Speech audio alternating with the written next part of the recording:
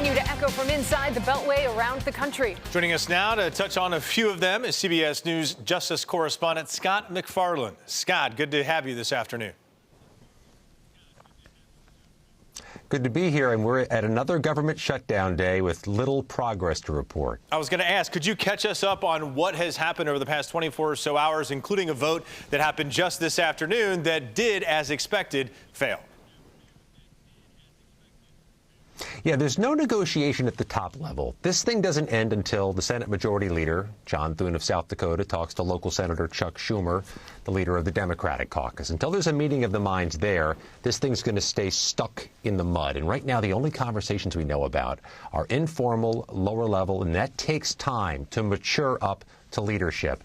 I think the baseline issue here hasn't changed this week, that both sides, both parties believe they're fighting a fight their bases and constituents want to fight. So they're going to be in this for a while.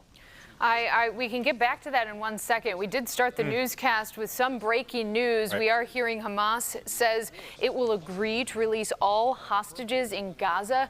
Scott, what do you know about that? I know that is just coming down right now. Yeah, we're tracking that. The president put a 6 p.m. Eastern Time Sunday deadline for Hamas to take or not take the offer that's been out there. This seems to be an early approach of the deadline, but the Israelis have said consistently and unequivocally over the last couple of years that Hamas is not to be trusted or taken at its word. So there'll need to be more progress shown or more actions taken by Hamas, I think, for everybody to commit to the idea this thing could be real. Scott, what do you think perhaps the fallout or the response will be, knowing that Donald Trump stepped in here and, according to Hamas, at least their response, their statement saying, we will go with what Donald Trump has proposed?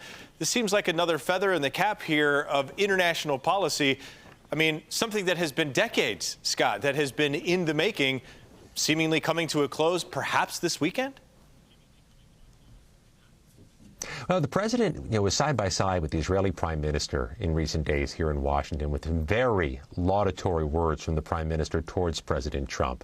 But the Israelis, again, have been cynical, if not outwardly declaratively skeptical about what Hamas does versus what Hamas says it will do. But yes, it would be a victory for everybody involved, if hostages are released and if peace is finally realized, at least a short-term peace. All right, let's get back to that government shutdown. You mentioned a little bit earlier about both sides. Who do you think is winning that blame game? The Republicans, of course, they control the House, the Senate, the White House, but they also are controlling the narrative that Democrats are to blame because of their fight over health care.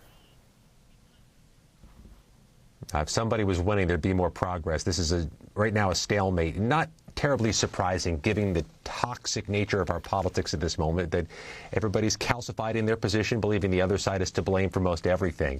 I think you're going to need to see some type of political pain suffered by somebody for there to be an end to this impasse. And the first week of this shutdown is going to conclude with everybody feeling that at this point they're not losing politically.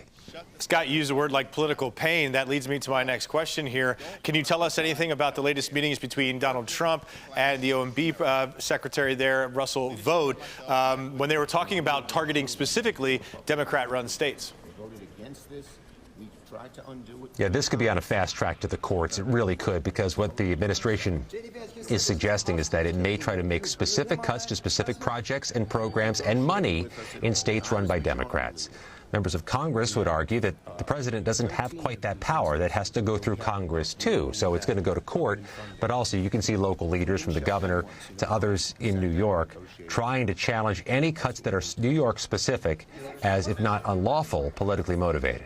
All right, Scott, thank you so much for joining us.